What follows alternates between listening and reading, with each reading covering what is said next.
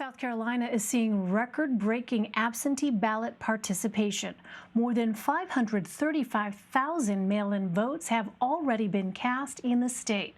For comparison, that's about 30,000 more than the previous high set in 2016.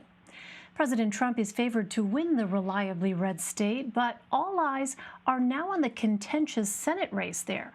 Recent polling shows Republican incumbent Lindsey Graham leading Democratic challenger Jaime Harrison. But Harrison is vastly outraising Graham in the home stretch of the election, breaking a record of his own.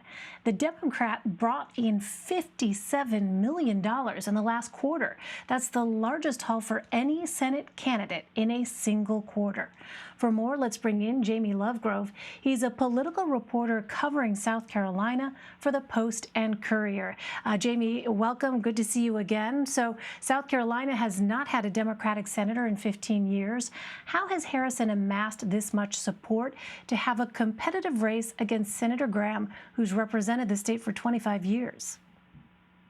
Well, a huge part of it, of course, has been Senator Graham himself. He has been a polarizing national figure. He's nationally well known on both the left and the right. And so, frankly, regardless of who was running against him, his opponent was always going to was likely always going to draw a lot of national interest and potentially national money in this race, because there are a lot of Democrats around the country who want to see Lindsey Graham unseated.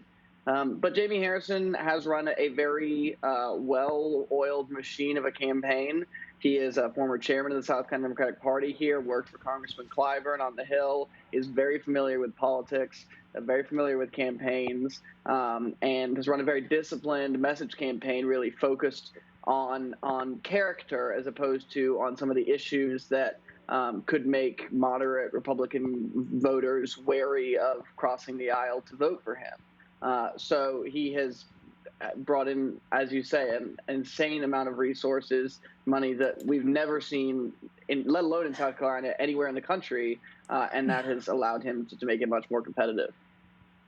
Yeah, I mean, really, it is just eye-popping to think about how much money is there in South Carolina now with this contest. So Senator Graham pulled out of Wednesday night's debate, citing the confirmation process of Judge Amy Coney Barrett to the Supreme Court. How is Senator Graham's decision landing with voters? Do we have any indication?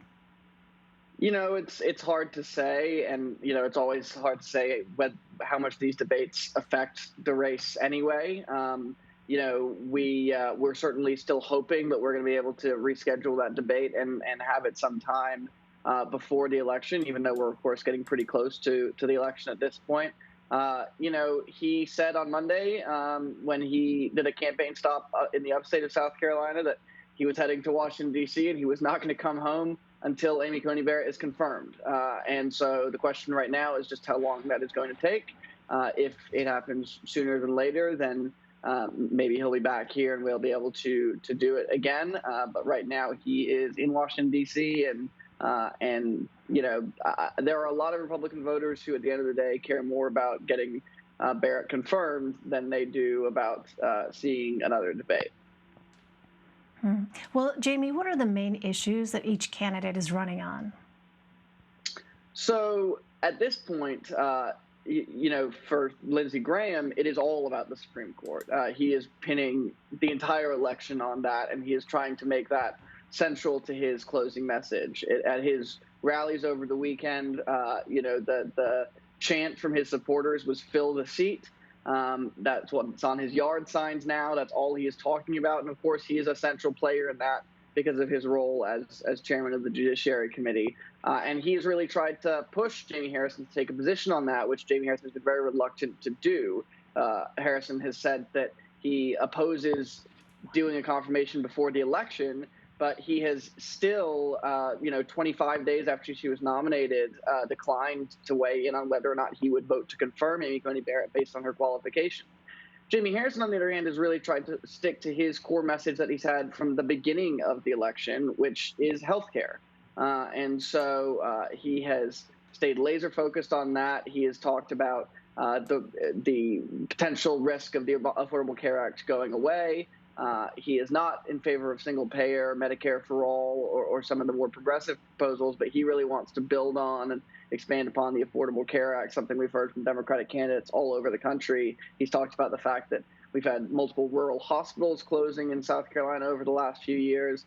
And that's really been his core message, to focus on a kitchen table issue like healthcare, as opposed to some of the other more politically polarizing issues. All right, Jaime Lovegrove for us. Jaime, thank you very much. Absolutely. Thanks for having me.